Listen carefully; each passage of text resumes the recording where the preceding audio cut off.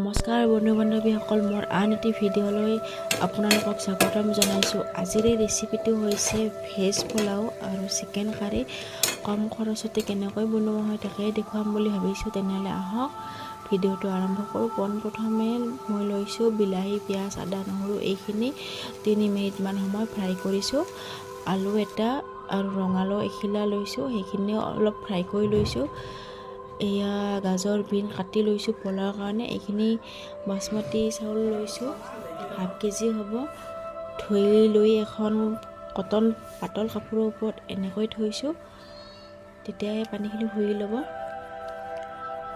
আৰু এয়া পুদিনা, কেঁচা আম, ভোট জলকীয়া থৈছোঁ চাটনি বনাবলৈ। ড্ৰাই ফ্ৰুটছখিনি অকণমান পানীত তিয়াই থৈছিলোঁ। এতিয়া গোটেইখিনি ৰেডি কৰা হৈছে আৰু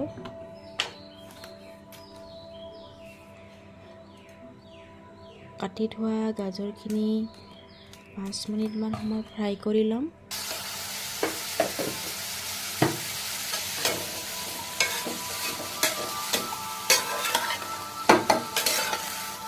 প্ৰথমতে যে কৈছিলোঁ পিঁয়াজ, বিলাহী, আদা, নহৰুখিনি ফ্ৰাই কৰা বুলি, সেইখিনি এতিয়া মিক্সিত পিচি ল'ম।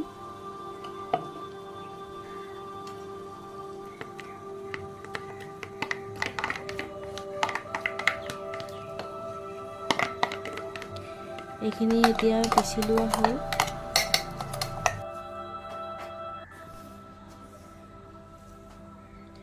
মাংসখিনি দিয়াৰ কাৰণে এইখিনি মছলা লৈছোঁ।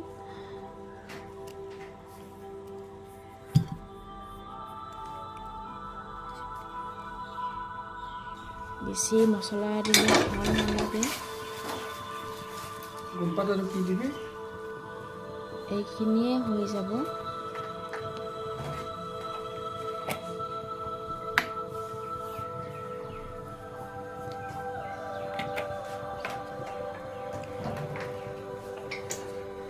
এয়া ড্ৰাই ফ্ৰুটছখিনি সৰু সৰুকৈ কাটি লৈছোঁ।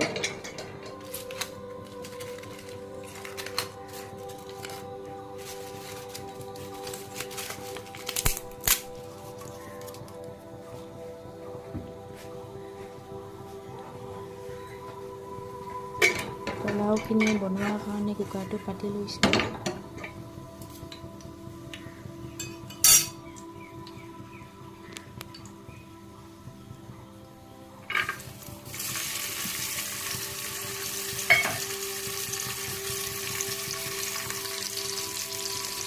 অলপমান ৰিফাইন দিছোঁ। এতিয়া তেজপাত, ড্ৰাই ফ্ৰুটছ আৰু ইলাচি, দালচেনিখিনি একেলগে ফ্ৰাই কৰি লওঁ।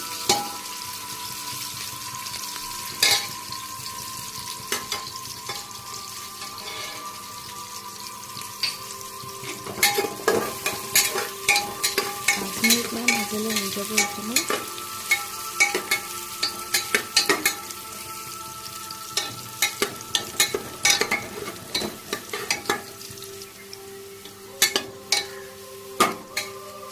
অকণমান চেনি লগ কৰি দিছোঁ, তেতিয়া কালাৰটো দেখিবলৈ ধুনীয়া হয়।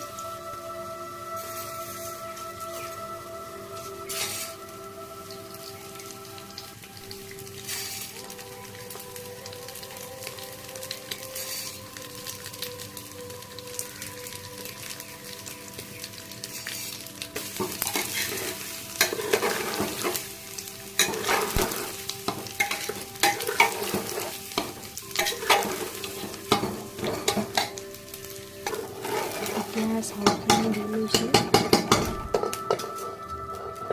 এইখিনিও 5-10 মিনিটমান সময় ফ্ৰাই কৰি ল'ম।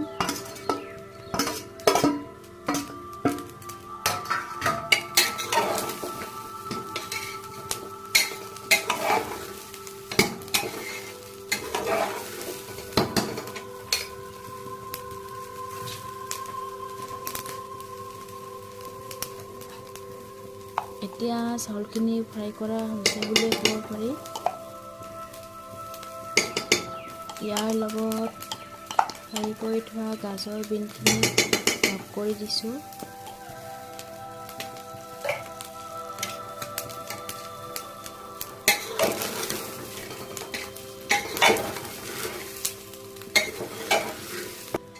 এতিয়া পানী দিব হৈছে আৰু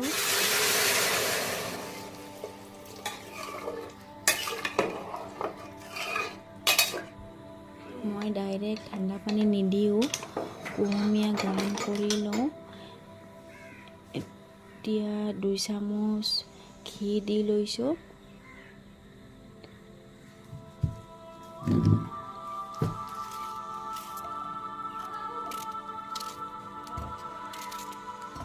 তেতিয়া খাবলৈ সোৱাদ হয় আৰু দেখিবলৈ ধুনীয়া হয়। এতিয়া পৰিমাণ অনুযায়ী পানীখিনি দিলেই হ'ল। এটা চিটি আহিলে হৈ যাব। এতিয়া চাটনিখিনি বনাম, মিক্সিতে পিচি ল'ম।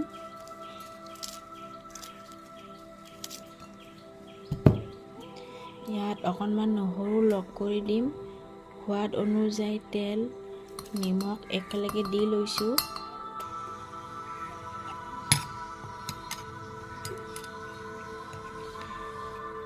এয়া চাটনি হৈ গ'ল। এতিয়া পোলাওখিনি হৈ গ'ল দেখিছে আৰু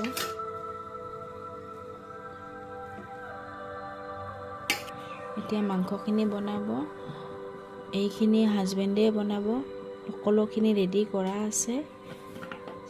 চাওঁ আহক তেখেতে কেনেকৈ বনায়।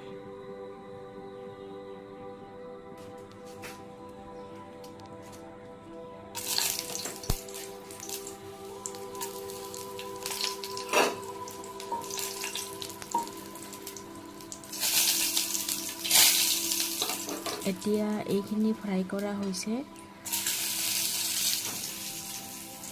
আমি মছলাৰ পৰিমাণ খুব কম কৰি দিওঁ, কাৰণ মছলা খোৱা ইমান ভাল নহয়। জিৰা আৰু ইলাচি লগ কৰি পিচি লোৱা আছিলে, সেইখিনিয়ে এতিয়া দিয়া হৈ গ'ল।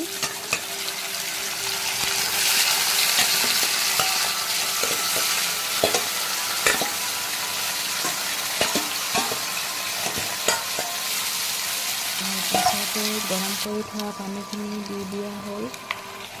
আৰু ইয়াত এটা স্পেচিয়েল টিপছ আছে, ভিডিঅ'টো শেষত দেখাই আছোঁ।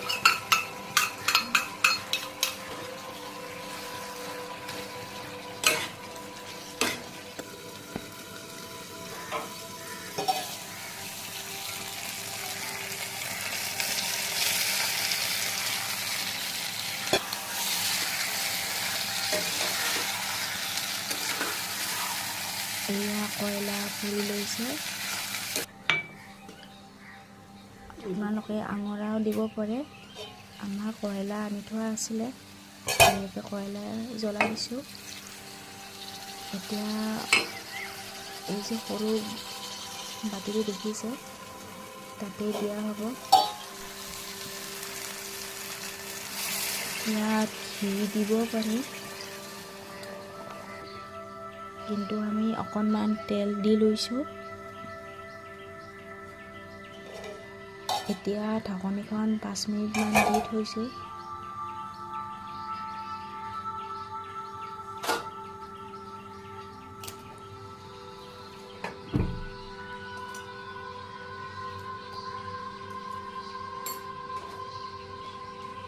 এতিয়া ঢাকনিখন আঁতৰাই দিছোঁ। এইটো আফগানী ৰেচিপি কয়। মই যোৱাকালি এটা শ্বৰ্ট ভিডিঅ' দিছিলোঁ, তাত দেখিছে চাগে। এটা বেলেগ ধৰণৰ স্মেল আহে আৰু খাবলৈ সোৱাদে লাগে।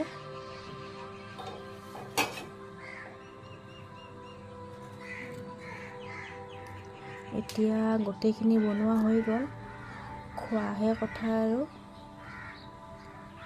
শেষৰ ফালে এটা কথা ক'ম যে যদি ভিডিঅ'টো চাই ভাল লাগিছে তেন্তে লাইক, কমেণ্ট আৰু ছাবস্ক্ৰাইব কৰি দিব। এতিয়ালৈ বিদায় লৈছোঁ, বাই বাই।